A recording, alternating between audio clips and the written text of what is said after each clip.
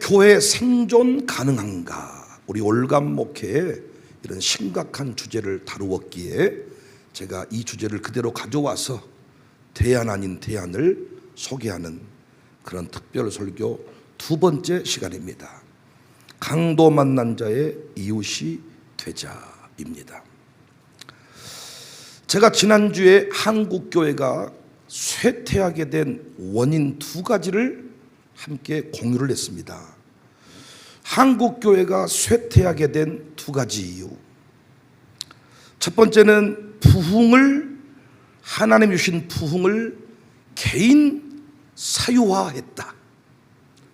하나님이 막 은혜를 부어주시고 헌금도 많이 차고 넘치게 할 때 오히려 이 헌금을 흘러가게 해서 한국교회 100만 명, 1000만 명 이런 복음전도 운동에 뭔가 에너지를 쏟은 것이 아니라 교회 수양관 짓고 교회 땅 사고 예배당을 건축하는데 그 규모가 상상을 초월했습니다. 엄청나게. 다 예배당 건축이 필요 없는 거 아니지만은 부흥을 사유화했다. 양적 성장주의 여기에 매몰되어서 질적 저하를 가져왔다. 주일 저녁 예배 대신 주일 오후 예배 이런 개념이 아니고 아예 주일 예배를 선택적으로 5번 만들어 놓고 3번 만들어 놓고 그 중에 1번 드리도록 이렇게 새벽 예배 강조할 수가 없었습니다.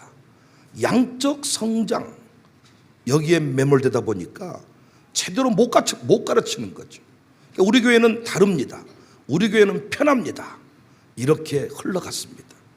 여기서부터 쇠퇴의 길을 가게 되었다. 저는 그래서 지난주에 이것들의 대안으로 다시 야곱이 베델에 올라가 단을 쌓았던 것처럼 한국교회는 다시 모든 예배를 회복해야 된다. 이런 말씀을 드렸습니다. 그래서 우리 교회가 새벽을 깨우자. 일어나 새벽을 깨우리로다. 온전한 주일 송수는 물론이거니와 날마다 새벽을 깨우는 교회로 선봉장이 되자. 기도에도 빠지지 말자. 모여서 하나님의 은혜를 구하자. 이런 얘기를 제가 지난주에 나누었습니다. 오늘 또 하나의 쇠퇴 원인을 여러분에게 제가 소개하고 싶은데 우리 한국교회가 쇠퇴의 길로 접어들게 된 또 하나의 이유는 세속화입니다. 무엇이 세속합니까? 세상과 다르지 않다는 거예요. 그러니까 교회가 세속화된 몇 가지만 얘기하면 첫 번째 교회 세속화의 모습이 성스캔들입니다. 오늘날 교회 안에 이 성적인 이 기준이 뭐예요? 제가 청년들한테도 그렇게 혼전, 성결, 이 순결을 주장하는데도 지금도 마음속에 아니 좋아하는데 결혼할 건데 잠자리 하는 게 뭐가 문제입니까? 이런 식으로 이야기를 합니다. 여러분 교회 안에 과거 아닌 과거가 되어버리면 안 되죠. 그리고 제가 또 말씀드리지만 기관, 섬기는 자기 기관의 지도교육자, 담임 목사의 허락 없이 이성교제를 하는 사람들은 저는 교회에서 그 사람 거의 신천지 취급합니다. 아주 나쁜 사람들입니다. 교회를 아주 세속화시키는데 앞장서는 사람들입니다. 나는 교회에서 얼마든지 이혼한 사람들을 품을 준비가 되어 있습니다. 그런데 지난날에 자기 가정이 무너진 것에 관해서 회개하지 않는 사람들에 관해서는 저는 상황이 좀 다릅니다. 난 앞으로도 우리 교회가요 젊은 청년들이 많고 요즘에 우리 교회가 젊어지고 있는데 정신 똑바로 차려야 돼요. 부부관계 똑바로 하시고 눈 돌리지 말고 모르게 만나지 말고 청년들 진짜 모르게 슬금슬금 만나다 걸리기만 하면 내가 진짜 출입 정지 가처분을 낼 수도 없고 말이야. 뭘 그렇게 젊은 놈들이 남자 여자에 아주 껄떡대고 이 새끼들이 아주 그냥 스스로가 아주 자매들도 보면 뭘 그렇게 싸게 노는지 말이야. 남자들도 뭘 그렇게 좀 거룩한 제사장처럼 순결을 유지하고 오직 한 여자를 위해서 몸을 바쳐야지. 모든 여자는 다 껄떡대고 너 장가 못 간다. 장가 못 가. 볼 여자 보면 다 껄떡대. 물론 여자 좋아하지 않는 남자 없지만은 정신 차리고 기도하고 묻고 탁 하나님의 때가 되면 서로 신비스럽게 만나서 결혼을 해야지.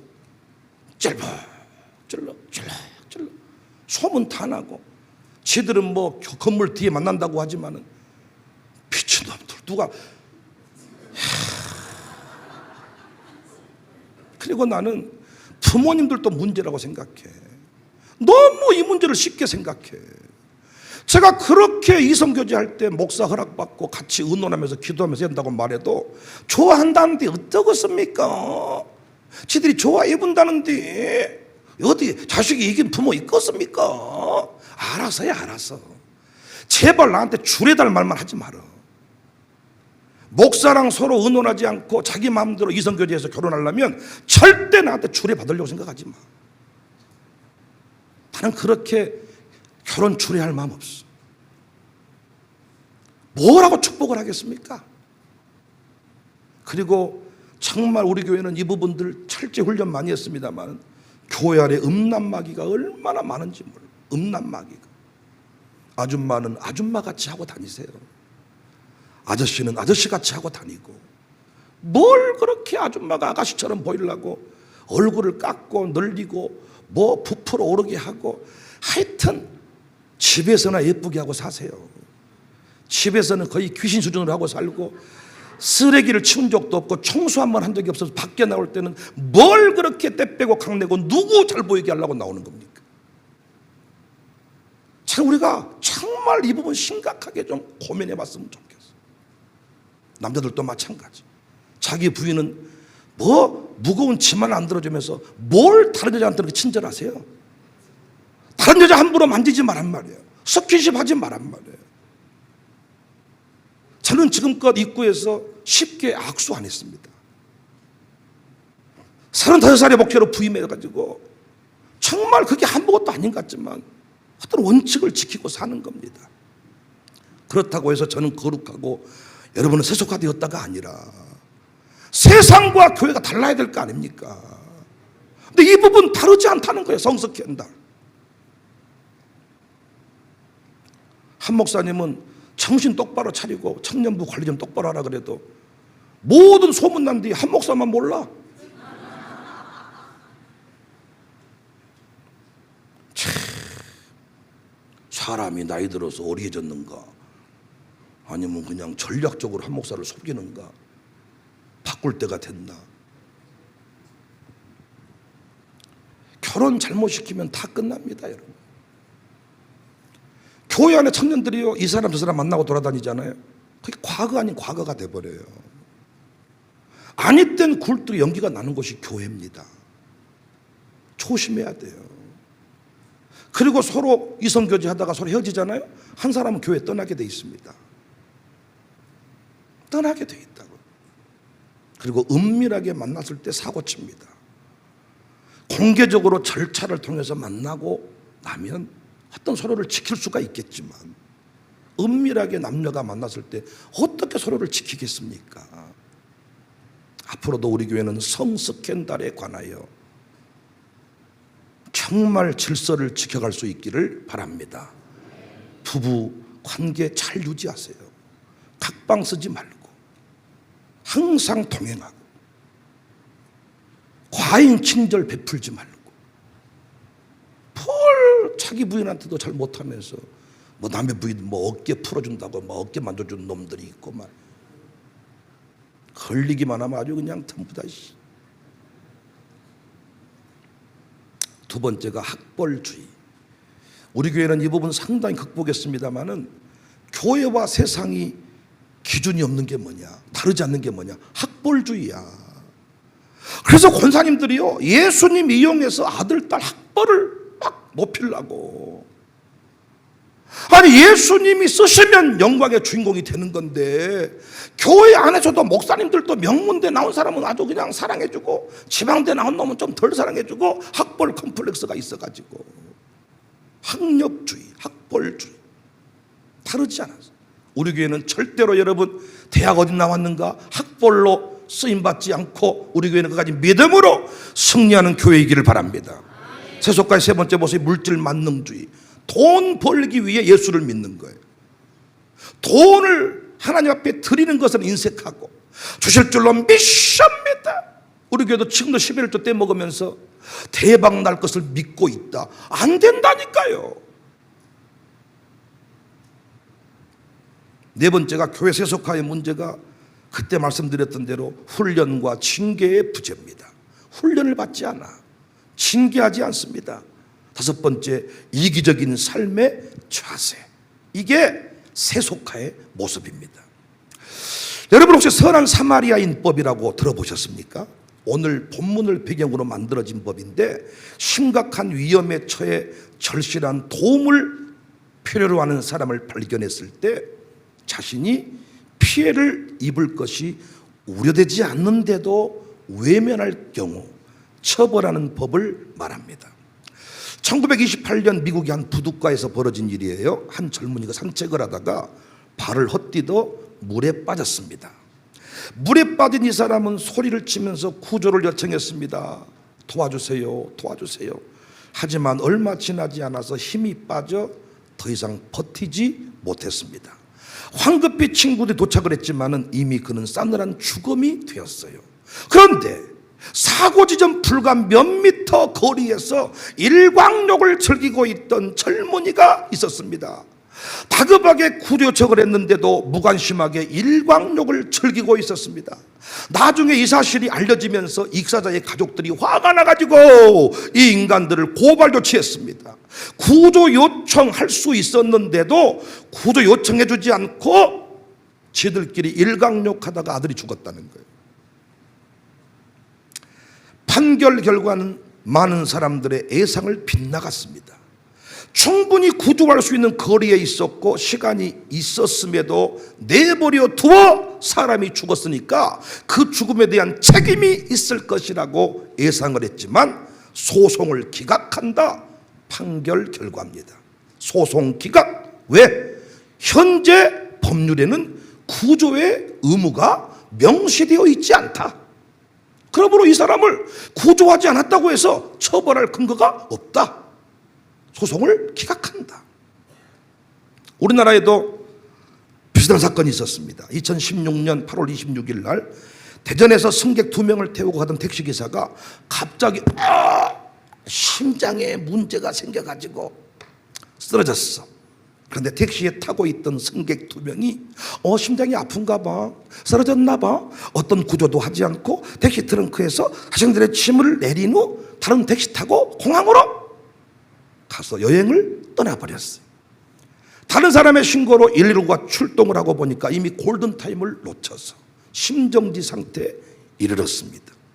많은 사람들이 이 2명을 향해서 손가락질을 하고 이럴 수가 있나, 이 무책임한 인간들 같으니라고 처벌해야 된다 라고 흉흉한 민심이 일었지만 역시 이들도 처벌받지 않았습니다. 구조에 의무가 없다는 겁니다. 유럽의 일부 나라들은 착한 사마리아인법, 선한 사마리아인법을 채택해서 위험에 빠진 사람을 구조하지 않으면 처벌하게 되어 있습니다.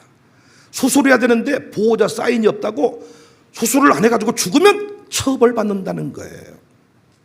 이게 선한 사마리아인법입니다.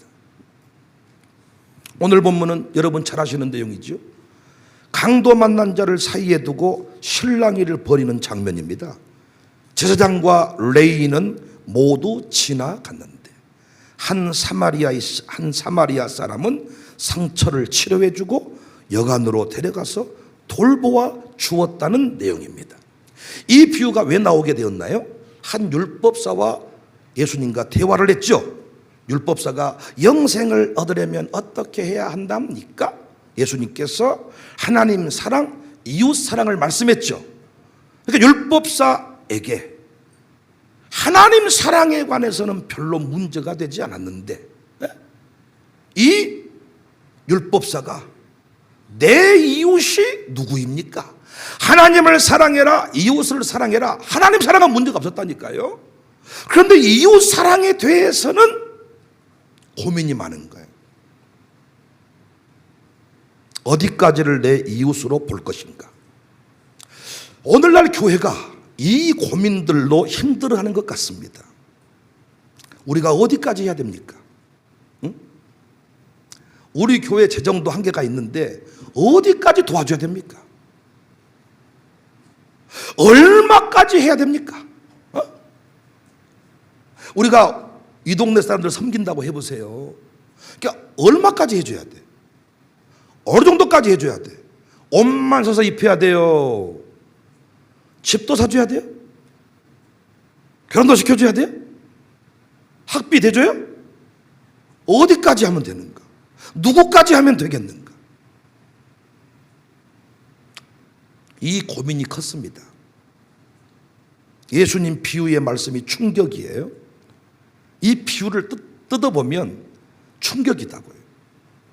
등장인물부터 서로 이웃이 될 수 없는 자들이에요.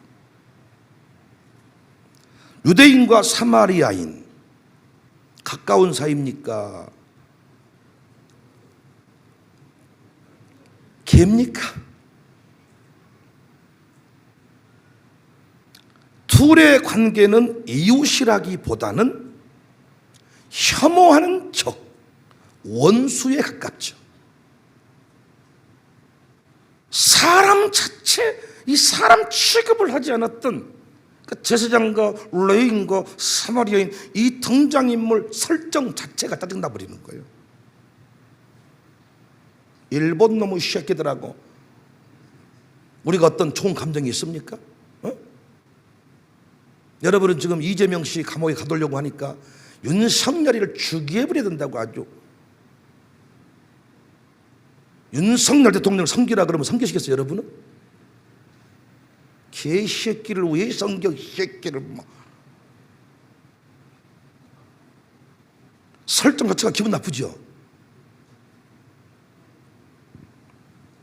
나는 피차간에 기분 나빠. 이 죄명이도 패기 싫고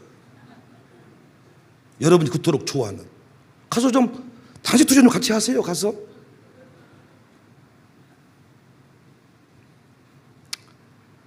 설정 자체가 기분이 나빠.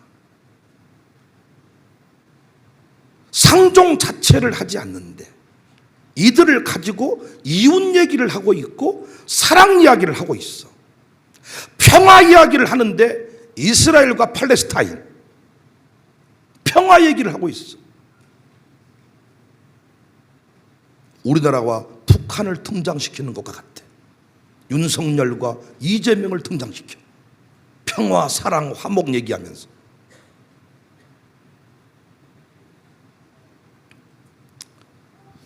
의도를 가지고 이렇게 하신 거죠. 율법사의 질문에 포함되어 있는 이웃의 범위를 깨뜨리시기 위함이었습니다. 그러니까 예수님 비유에 의하면 강도 만난 유대인을 혐오의 대상이 도와줬죠. 유대인이 피 흘리고 있는데 누가 도와줬어요? 평상시에 사람이라고 생각도 안 했던 개새끼들이라고 생각했던 썩을 놈이라고 생각했던 짐승만 또 못한 놈이라고 생각했던 사마리아인이 도와준 거죠. 그래서 누가 강도 만난 자의 이웃이냐 물을 때 사마리아인입니다 말 못하고 뭐라고 답했나요? 자비를 베푼 자입니다. 사마리아인이 그렇게 했다는 것을 용납하기가 어려운 거예요, 여러분. 그 정도로 사마리아인은 유대인에게 이웃일 수가 없었어. 예수님은 37절에 가서 너도 이와 같이 하라. 누가 나의 이웃인가에 대한 답은 명확해졌죠. 이웃은 정해진 범위가 아니라, 아멘할 준비하세요. 이웃은 만들어지는 것입니다. 이웃은 대상을 찾는 것이 아니라 스스로 이웃이 되어줄 때 만들어지는 것입니다. 같은 지역에 산다고 이웃이 되는 것 아닙니다. 같은 피부색, 같은 나이, 같은 학교, 같은 성별, 이런 것들이 이웃을 결정짓는 것이 아닙니다. 만약 예수님의 비유에서 제사장이 강도 만난 사람을 도와주었다면 강도 만난 사람의 이웃은 제사장이었을 것입니다. 레인이 강도 만난 사람을 도와주었다면 강도 만난 사람의 이웃은 레인이었을 것입니다. 결국 이웃은 관계의 결과, 섬김의 보상이다 할 수 있습니다. 우산동을 바라보면서 저쪽 캐톨릭 신부가 도와주었다면 그 사람이 이웃이 되는 거예요. 로타리 클럽 회원이 도와줬다, 그들이 이웃이 되는 거예요. 우산동에 죽어가는 영혼들을, 우리가 이곳에 와 있는 많은 외국인들을 정사교회가 도와준다면 우리가 그들의 이웃이 되는 거예요. 물 건너 생명줄 던지어라. 한번 노래하십시다.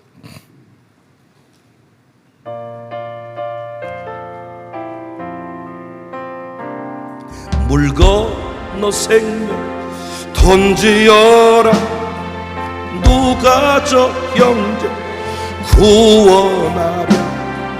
우리의 가까운 형제인 이 생명줄 누구가 던지려나.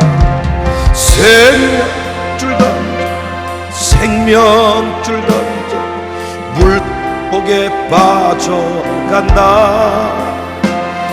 생명줄 던져, 생명줄 던져, 지금껏 건지어라. 그림 하나를 소개하겠습니다. 17세기 네덜란드의 화가 렘브란트의 작품 선한 사마리아인입니다. 렘브란트는 선한 사마리아인 비유를 배경으로 1630년에 그림을 그렸습니다. 그리고 3년 후인 1633년 같은 그림을 판화로 제작을 했습니다. 얼핏 보면 두 그림 내용이 똑같죠. 다만 판화니까 이렇게 좌우가 바뀌어져 있죠.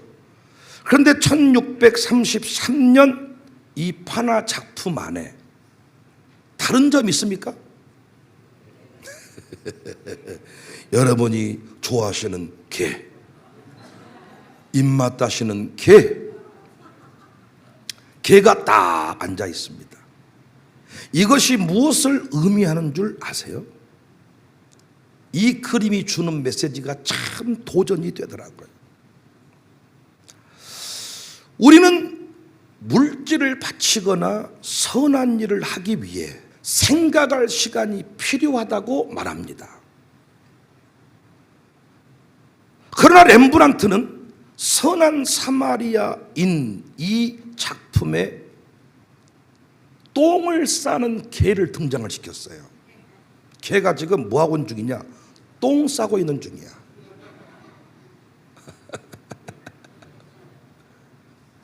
무엇을 얘기하고 싶었냐? 믿음은 생리적인 현상처럼 우리의 마음과 몸이 반응하는 것이다. 그러니까 말씀을 실천하는 것, 사랑을 실천하는 것이 내가 어떤 일을 결단하고 돌아와서 기도 좀 해보고 결정하는 문제가 아니라 개가 똥이 마려우면 즉시 어디든지 그냥 그 생리 현상을 자연스럽게 해결하듯이 여러분도 오줌이 마렵고 똥이 마려우면 하나님 똥 좀 싸기 위해 기도 좀 하랍니다. 내가 지금 똥이 마려운데 똥을 쌀까요 말까요? 싸라. 그러면 싸고, 아니면 안 싸는 게 아니라 똥이 마려 똑똑똑똑똑똑 자연스럽게 밥 먹고 나면 그냥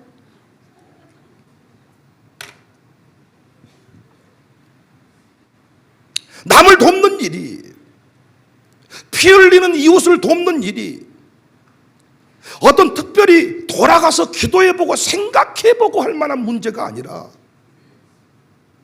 그냥 본능적으로 똥이 마려우면 똥을 싸야만 되듯이 폐를 흘리는 사람을 보면, 죽어가는 사람을 보면 자연스럽게 그 일은 도와줘야 된다는 거야.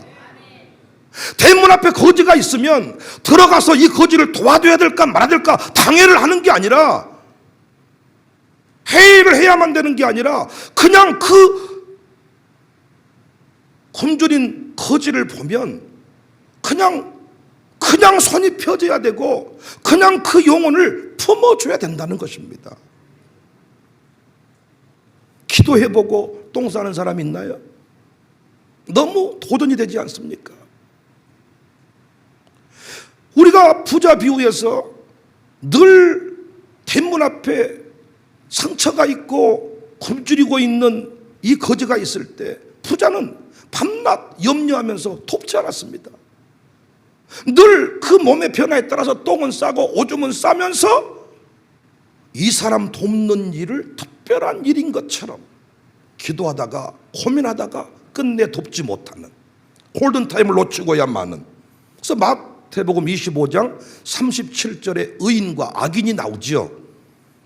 의인이 주여 우리가 어느 때에 주께서 줄이신 것을 보고 음식을 대접하였으며 목마른 것을 보고 마시게 하였나이까.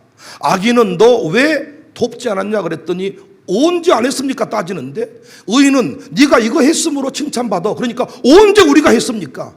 차이가 뭐라겠습니까? 의인과 악인의 차이는, 악인은 평생 한 번 한 거예요.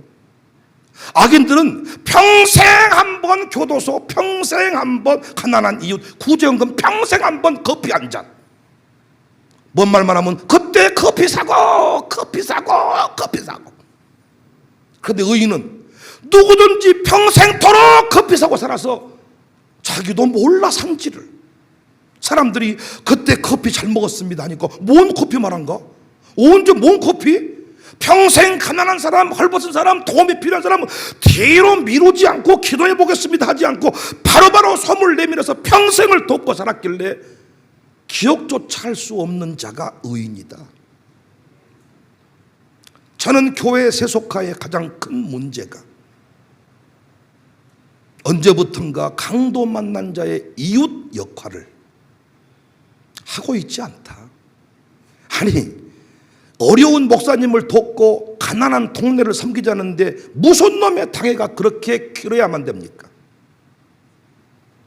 제가 블라디보스톡 세미나를 갔다가 선교사님의 눈물을 보았습니다.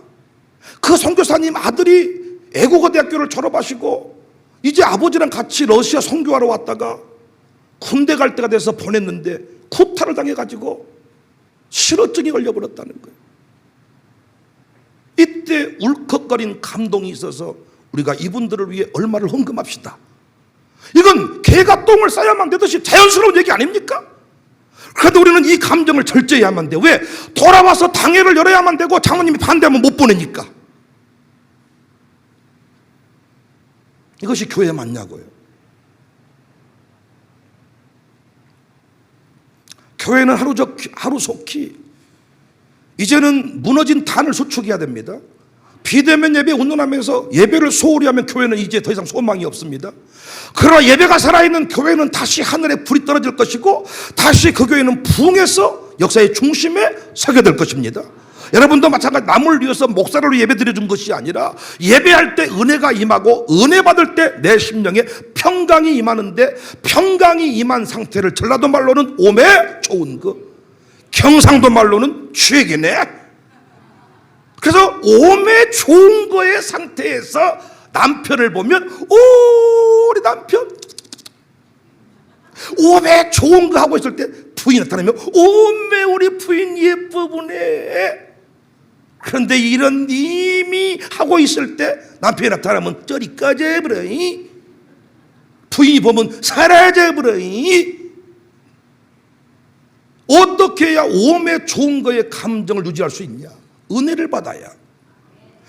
그런데 내가 예배드리라고 말했더니 성질을 내면서 얼마나 내가 피곤한 줄 아십니까? 목사님은 세상 물정을 모르십니다. 목사님 내일 한번 해보시고 목사님 쓸어 뻗어 죽어버릴 겁니다. 이러면서 예배드리라는 말 하지 말라는 거예요. 예배를 누구를 위해 드리는 건데? 나를 위해 드리는 거냐? 우리 교회 이쯤 되니까 요즘에는 내가 놓치는 인물들이 많아. 옛날에는 누가 왔는지 안 왔는지를 딱딱 잡아냈는데 요즘에는 왔냐? 안 왔냐? 점점 숫자가 많아져가지고 안 온 것 같은데 왔어요. 안 왔는데 또 왔다고 생각할 때가 많고. 누구를 위해 예배를 드리냔 말이야. 어디서 내 감정의 폭발이 일어나고 어디서 기쁨을 회복할 수 있냐고요. 마약 먹으려고? 마약 먹어보니까 그 순간에는 기쁨이 온다지만 곧 안 되니까 다시 인생이 파탄으로 가는 거잖아요. 술 먹어보지만 그때는 어짜 이러지만 금방 술이 깨어버린다잖아요.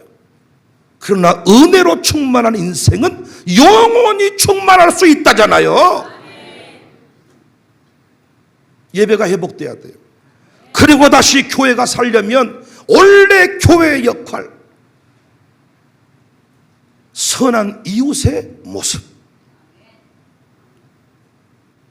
강도 만난 자의 이웃. 교회는 하루속히 이기적인 삶의 자세를 돌이켜야 됩니다. 세상과 벽을 쌓아서는 안 됩니다.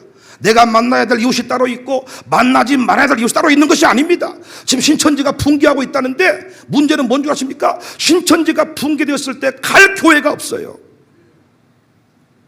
여러분 스스로가 겁이 나가지고 신천지 갔다 온 친구가 우리 가정교회로 들어오면 내 아들 딸이 물들어 버리면 어떻게 할까?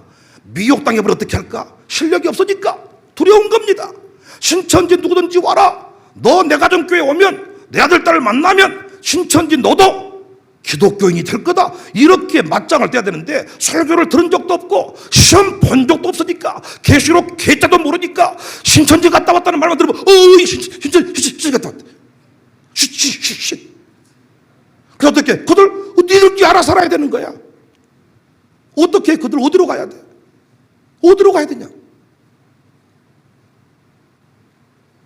우리 동네에 애국인들이 넘쳐난다고 합니다.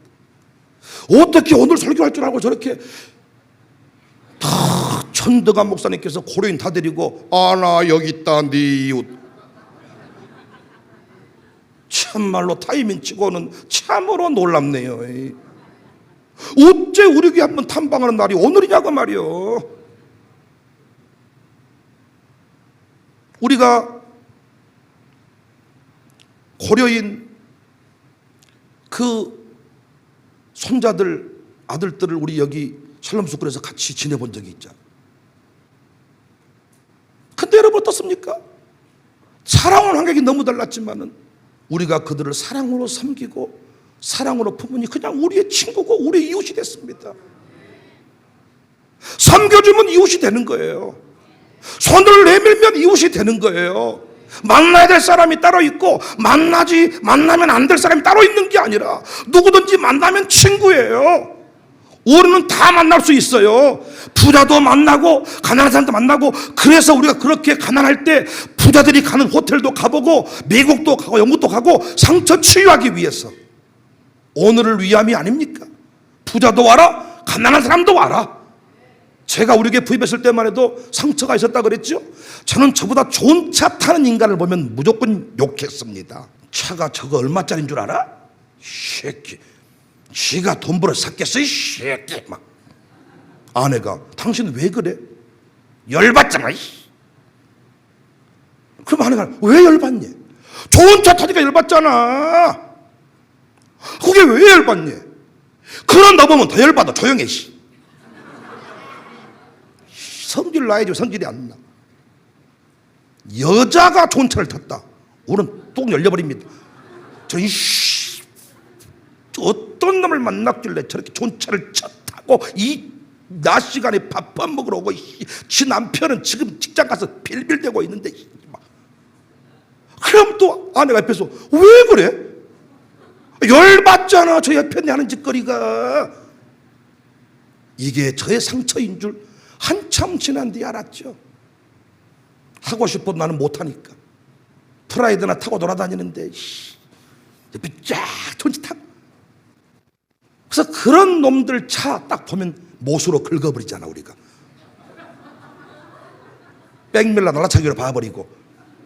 동네 시골에서 좋은 차가 오면 구경하다가 끝내는 긁어버리잖아요. 못으로. 평생 우리 교회 좋은 차 못 올 뻔했습니다. 그때 아주 차가 출발하면 오토바이인지 차인지 모르고 바바바바 막 이런 차들, 차를 출발할 때 기도해 차가 중간에 서지 않게 하시오며 상처임을 깨달았습니다. 치유받고 나니까 좋은 차 탄 사람 봐도 좋은 차 탄 사람이요, 그냥 좋아. 좋은 차 탄 사람도 좋고 오토바이 타고 다니는 사람도 좋고 차로 행복을 가늠하지 않는다는 것을 깨달았기 때문에, 차 사준 것 팔아서 헌금도 해봤기 때문에, 호텔도 우리가 가보았습니다. 아침밥 먹으러. 그랬더니 우리 장로님들이, 목사님, 야, 해외여행이나 가야 호텔 밥 먹지, 왔다 광주에서 호텔 밥 먹기는 처음입니다. 매달 회장집 가면 7,000원이면 먹을 것을 호텔 28,000원짜리 밥 먹으러 온 아침에. 지옥 갈 놈들 아닙니까? 그런데 한참 동안 호텔을 갔더니 그때 우리 기업인들이 하는 말이, 왜 호텔 좀 가지 맙시다. 먹을 것이 하나도 없고 설렁탕 먹으러 갑시다. 삼겹살만 주구장창 먹을 때 소고기 먹는 사람 보고, 소고기가 무엇이 맛있다냐, 삼겹살이 쌈박하게 맛있지. 소를 먹어본 뒤에 말하세요. 소를 먹어본 뒤에. 우리 두 아들이 소고기를 먹어보더니, 아버지, 소고기와 돼지고기 차이가 있어요. 진짜 나는 그 얘기 듣고 울 뻔했어. 소는 몇 번 안 씹으면 넘어가요. 익기 전에 옷에 냄새도 안 배겨. 돼지는 한 점 먹고 아주 기름기 아주 잘못 먹으면 또 쭉쭉쭉 싸고, 또 소도 먹어보고 돼지도 먹어본 뒤에 나는 소가 맛있더라, 난 돼지가 맛있더라 해야 그것이 진짜 고백이요. 제주도 가서 유람선을 타보고 잠수함을 타보면 많은 분이 하는 말이, 잠수함 그거 못 쓰겠더라, 탈 거 없더라. 탄 사람 얘기요. 못 타신 할매들은 평생 소원이 잠수함 타는 거예요. 잠수함 타본 뒤에 탈 거 없더라 해야 그거 진짜 고백이죠. 우리 교회는 이걸 깨닫고 치열하게 훈련했습니다. 부자들도 만나보고, 가난은 굳이 경험하지 않아도 원래 우리의 삶이 가난이고 바닥이니까 그것의 의미들을 깨달았고, 그래서 우리는 이제 누구든지와 맞짱을 뜰 수 있다고 얘기를 하고 있습니다. 저는 많은 목사님들에게 도전합니다. 목사님들, 이제 교회 문을 열어야 됩니다. 이번에 이태원 사태 때 막 애들이 막 그 골목에 들어찰 때 가게 문만 열어줬어도 그쪽 들어와서 공간을 확보했다잖아요. 근데 생각해 볼 때 그 상황에서 가게 문 열어주면 어떻게 되겠어요? 가게 난리 나버리죠. 초토화 돼버릴까 봐서 가게 문을 끝까지 안 열었다잖아요. 그래서 수많은 사람이 죽어버렸어요. 언제부턴가 우리 한국교회가 예배당 본당 문을 안 열어요. 카페트 커피 뿌려버리고 의자 망가뜨려버리고 각종 고급 장비가 망가지니까 애들은 교육관에서 놀고 지하실에서 놀아라. 지역 주민들은 절대로 이곳에 못 들어왔습니다. 왜? 예배드리는 공간인데 어떻게 일반인에게 민방위 장소로, 예비군 장소로, 어떻게 재개발 회의 장소로 빌려줄 수가 있겠느냐. 어떻게 노인대학을 하는데 이 본당에서 사공의 뱃노래 아하 옛날이요 유행가를 감히 들을 수가 있겠냐고. 하나님이 이 위대한 건물 왜 줬는데, 섬기라고 준 건데. 이제는 위기 상황입니다. 교회가 문을 열어야 됩니다. 가진 걸 다 쏟아내서 세상을 살리고 교인들을 살려내야 됩니다. 교인들은 이 교회를 섬기기 위하여 집 팔고 논 팔고 계산기 두드리지 않고 다 헌금하고 내 생명 걸고 이 교회를 섬겼는데, 교인이 죽어갈 때 교회는 건물을 붙잡고 땅을 붙잡고 아무것도 하지 않으려고 합니다. 난 이곳에 와서 보았을 때 우리 다음 세대들이 일자리가 없었어. 전부 다 다른 도시로 나가고 광산구 우산동을 떠나려고 할 때 얼마나 마음이 아팠는지 몰라요. 그때 하나님 앞에 기도했더니, 백목사야 학교 세워라, 그리고 기업 세워라. 세상의 경제 한파의 늪이 상상 외로 깊습니다. 이때 교회가 할 일이 뭡니까? 선한 사마리아인의 역할입니다. 제가 노인들 섬겨봤잖아요. 섬겨봤더니 구청이 동사무소가 어떤 보조금을 주는데 진짜 받아야 될 노인들은 보조금 못 받아. 아들놈 새끼가 하나 호적에 올라 있는데 아들도 아니거든. 그런데 그 아들이 있기 때문에 보조 못 받아. 우리가 이런 분들을 찾아서 다 섬겨드렸거든요. 어떤 모습인가 정해져 있지 않아요. 다 병원 세우자, 다 카페 세우자. 나는 그 얘기가 아닙니다. 교회가 할 수 있는 일을 찾아야 돼. 피 흘리고 있는 강도를 살리기 위해 어떤 사람은 들고 뛰고, 어떤 사람은 얼굴을 닦고, 어떤 사람은 물을 떠오고, 경찰을 부르고 119를 부르고, 뭘 할 것인지 찾아가지고 본능적으로 개가 똥을 싸야만 되듯이 감동되는 대로 일을 해야 된다는 것입니다. 선교사들은 우리나라에 와서 학교를 세워주고 병원을 세웠습니다. 저는 이 시대의 모든 교회가 다 병원 세우고 학교 세우자, 그 얘기를 하고 싶지 않습니다. 아니, 우리 동네가, 우리 주변에 카페가 넘쳐나는 카페촌에 제가 목회를 하는데 이대 카페를 하면 되겠습니까? 그건 선교가 아니죠. 오히려 상품권을 풀어가지고 지역 주민들 카페를 이용하라고 해야 그건 교회가 할 일이죠. 우리 동네 어떻습니까? 카페가 하나 없어가지고 이디야 본사에서 얘기를 했더니 카페를 못 준다. 얼마 동안 적자였는지 여러분이 아시지 않습니까? 돈이 얼마가 들든지 간에 지역 주민들이 모일 수 있는 대화의 장소, 카페, 명소 하나 만드는 일, 이제는 교회가 해야 된다는 것입니다.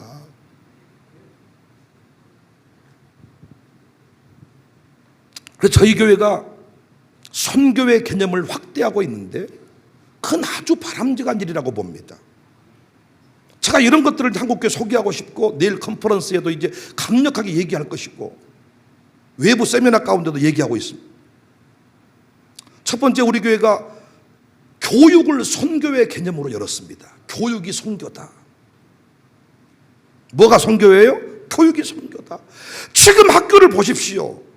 선생님들이 죽어가고 있습니다. 속수무책입니다. 때려버린다잖아요. 교육이 붕괴했습니다. 이때 우리가 샬롬 스쿨을 세웠습니다. 요괴뱃밤부터 태어나면서 우리 아이들이 구천을 떠돌아야 되는데 우리 아이들 딱 아이리도 태어났습니다. 태어나서 잠시 뒤면 우리 유아스쿨 믿음의 선생님들 품에 딱 안겨집니다. 그 아이를 맡기고 부모들끼리 카페에서 차 한잔을 나눕니다. 거기서 만나는 분들이 다 집사님이고 장로님이고 목사님이고 권사님이고 믿음의 선한 역사를 함께 공유할 수가 있습니다. 연구소를 세웠습니다. 우리 혼자만 갈 수 있는 일이 아니다. 한국교회가 같이 해야 된다. 그래서 책을 만들었는데 그 책값이 2억 5천만 원 들어가지고 유아스쿨 교재를 만들어서 함께 그 일을 소개하고 이제 한국가족은행을 만들어가지고 이번 컨퍼런스에 처음으로 두 교회를 정해서 무이자 대출 3천만 원 두 교회를 이번에 시행합니다. 6천만 원을 드디어 첫 대출을 실행한다. 무이자 대출. 누가 나한테는 그렇게 해주지 않더만은. 이자를 7% 준다고 해도 안 주더지만은 그분들은 어떤 복을 받으셨길래 무이자로 3천만 원씩을 대출해주고 당신들이 횟수를 정해서 갚으세요. 그리고 또 우리가 선교 기업 비즈니스 모델을 만들어 가지고 오픈할 때 5천만 원을 지원해 드릴게요. 무이자로. 우리 오픈할 때마다 김태현 목사 카드론 3천만 원, 누구 돈 카드론 5천만 원, 빈대서 다 시작했네요. 교육 선교, 이웃의 개념을 바꿔야 돼요. 선교의 개념을 바꿔야 돼요. 필리핀만 선교지가 아니에요. 다음 세대가 선교지예요. 그들에게 손을 내밀어야 돼요. 오늘 함께한 저 친구들에게도 우리가 손을 내밀어야 돼요. 그냥 얼굴색만 다르고 머리 색깔만 다른 그냥 사람일 뿐입니다. 두 번째가 지역 선교. 이 지역을 살리는 일이 이제 우리의 사명이 됐습니다. 우산동 주민들을 참 제가 이번에도 생각하면서 감사한 게 뭔 줄 아세요? 제가 제 방에 설교를 쓰는데 자기 공사를 할 때요, 따라라락 푸르륵 따라라락 푸르륵 띡띡띡띡 뿌락박 대방에서 설교 쓰고 있을 때 지금 누구 공사하고 있는 거예요? 내 공사하고 있는 거잖아요. 근데 내 방에서 삐르륵 빠바바바 으따 시끄러 죽겠네. 알고 봤더니 우리 교회 공사잖아요. 그런데 어떤 송악 아파트 주민도 유리창 내밀고 야 이 새끼들아 잠 좀 자자, 니들만 사냐 이 새끼들아, 누가 봐서 한 명도 얘기한 사람이 없어. 제가 그토록 말했던 교회가 불났을 때 불 꺼줄 교회가 돼야 된다. 그래서 제가 이번 명절 때요, 김이라도 싹 한 박스씩 사가지고 송강 아파트 이쪽 면에 사는 사람들을 싹 돌려야 되지 않겠나. 진짜 생각해보니까 얼마나 감사. 저 면달 며칠입니까 저거.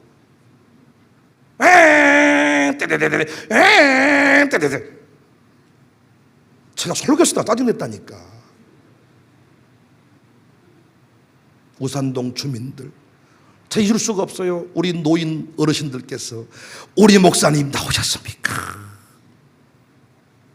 지금은 마룻바닥 기도회를 섬기지만은 노년 교구를 통하여 어떻게든 용돈을 드리고 어른들 섬겨야 돼요.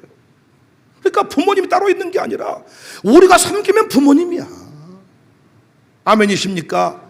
형님이 따로 있는 게 아니라 형님 모시면 형님이요. 아멘이십니까? 어떤 목사는 외로워 죽겠다고 말하는데 외롭다고 말하지 말고 다 형님 삼고, 다 아버지 삼고, 장할아버지 삼고, 고모 삼어. 명절 때 다 선물 돌려. 왜 좋습니까? 누님이시잖아요, 고모님이시잖아요. 섬기면 이웃이라니까요. 지역선교, 경제 활성화. 그래서 우리 새롭게 이제는 마을 기업을 넘어서 사회적 기업을 넘어서 선교 기업을 만들어야 된다. 사회적 기업, 마을 기업은 정부 돈을 받아다가 자꾸 뭔가를 해보자는 취지였는데, 여러분 정부 돈 함부로 받으면 안 돼. 우리가 헌금을 모아서 지역 경제 활성화, 선교 기업, 들레미 유통, 여기 있는 우리 센터의 모든 상가들. 요즘에 저는 갈비집을 차리려고 기도하고 있습니다. 교회 1층에다 쉐레프 하브를 하려고 그랬더니 아주 많은 분들이 세 가지 이유를 들어서 저를 설득했습니다. 동의 제가 했습니다. 첫 번째, 1층에다 갈비집을 차리면 간판을 달아야 되는데 교회가 경제적으로 어려워져서 세를 내줬는갑다. 이제는 본당까지 세를 내줬는갑다. 이미지 손상이 옵니다. 두 번째, 아무리 거기서 후황을 잘 빼도 본당으로 냄새가 올라와서 예배 드릴 때마다 갈비 냄새가 나가지고 기도가 똑바로 되겠습니까? 교회 배려버립니다. 세 번째, 아무리 1, 2번을 통과해도 교회 문을 옆으로 낸다고 해도 일반인들이 교회 안으로 고기목으로 들어오겠습니까? 불교인들은 안 들어올 거 아닙니까? 세 가지가 타당하다 싶어서 그럼 1층은 아닌갑다. 그리고 이 동네를 날마다 요즘에 돌고 있어. 운동하지 않는데 날마다 돌고 다니면서 빈 상가가 없는가 봤더니 상가가 다 비었어. 저 동네가 되는 상가가 없어. 다 비었어. 다 비어. 어제 또 마치 찬재가 내 앞에서 막 샤리 막 돌아다니길래, 찬재야 너다. 갈비집 주인이 너다. 언제까지 기름쟁이 하고 있을래? 에? 너 되면 1+1이겠다. 찬재만 데려다 놓으면 찬재 부인이 올 거고 찬재 아버지가 올 거고 1+3인가? 그랬더니 찬재가 또 한 번 더 떠가지고, 목사님 원래 우리가 갈비집에서 만났잖아요. 지 와이프랑 고기 쪄서 알바다 만났다네. 너만 한다 그러면 갈비집 바로 오픈하려한다. 황칠 장로님이 이 지역을 돌아보듯이 하시는 말씀이, 목사님 이 동네 분위기 딱 봤을 때 갈비집만 오픈하면 10억 매출입니다. 할렐루야. 요즘에는 제가 부항을 뜬 게 아니라 주변 사람이 부항을 떠버린다니까. 왜? 기본이 5명, 7명은 세워야 될 것 같고 말이야. 지역경제 활성화를 한번 돌아보고 상가 다 죽었습니다. 이때 누군가가 무슨 일을 해야 돼요. 동네를 위해서. 일터 선교 개념. 선교사라는 말만 붙여놓고 진짜 그게 아니라 진짜 진짜로 일터 선교사, 교육 선교사, 해외 선교사, 선교 비즈니스, 선교 기업, 이게 새로운 이웃 간의 확대입니다. 본능적으로 우리가 이 모든 일들을 다 하게 된 것 아닙니까? 감각적으로 뭔가 기도해보고가 아니라 이 동네가 어려워서 아플 때, 힘들 때, 노인들이 배주 죽고 지나갈 때 저분들을 섬겨야 되겠다. 그게 청로대학이었습니다. 일자리 창출 청년들 그 기업을 위해 기도할, 그게 우리 들레미고 지금 모든 이디야 기업들 아닙니까? 목사님들이 이제는 이중직을 고민해야 되는 상황입니다. 이때 나는 세계 최고의 물건들을 갖다가 세팅해라. 그리고 이것들을 팔면서 우리가 선교 수익을 창출해보자. 바울은 천막을 지으면서 주의 복음을 전했다면 우리는 선교 기업을 운영하면서 마을 기업을 넘어선 선교 기업, 우리 교회가 나중에 잘 되면 그 선교 기업에 우리가 예산을 지원하면 되잖아요. 지원하면. 이번에 교회 그 세계 잼버리 대회, 잠바리 말고 잼버리요. 제 유머가 유치해지죠. 이게. 그 잼버리 대회에 아주 전라북도가 난리 나가지고 그 세계 다음 세대들이 어디로 갔냐? 일부가 교회로 갔습니다. 교회 문을 열었어. 여러분, 그 애들이 다 우리 교회로 온다고 했을 때 그 중에는 믿는 놈도 있고 안 믿는 놈도 있을 건데 우리가 샬롬 스쿨 열 수 있었을까? 왔다 가면 교실 배려 부를 수 있는데 열 수 있었을까? 참 이번에 참 그 교회들이 열어서 마음껏 섬긴 것을 보고 야, 멋지다 싶었어요. 원래 절은 그냥 혼자 사는 거야.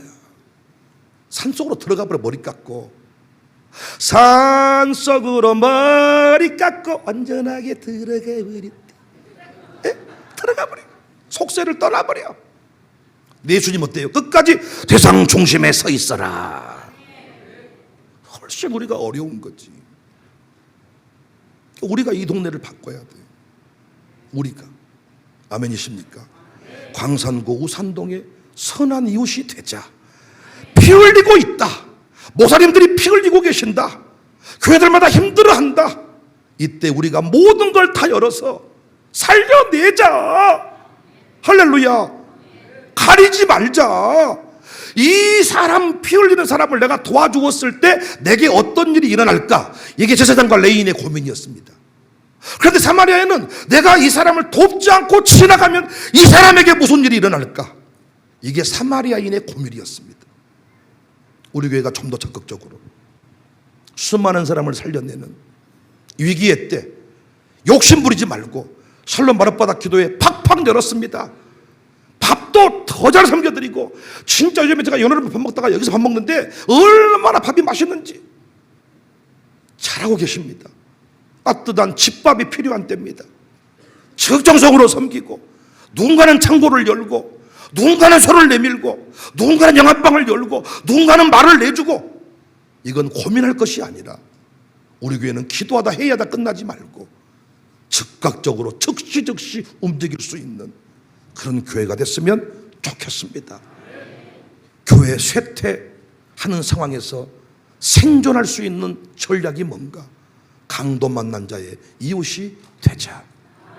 여러분의 기업도 가정도 강도 만난 자의 이웃이 되시면 위기의 때 끝까지 승리하게 될 것을 믿으시기를 바랍니다. 할렐루야.